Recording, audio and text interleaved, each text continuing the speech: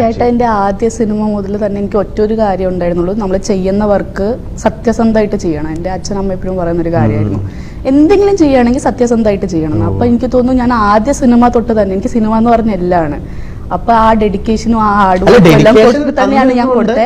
അത് ഞാൻ പറയുന്നത്. പക്ഷേ എന്താ പറയാ, അവാർഡ് കിട്ടിയാലും ചേട്ടാ നമ്മള് തൊണ്ടി മുതൽ തൊട്ട് കുപ്രസിദ്ധ പയ്യൻ അല്ലെങ്കിൽ ചോല വരെ ചെയ്ത സിനിമകൾക്ക് കിട്ടിയ ഒരു അപ്രീസിയേഷൻ ആണ്.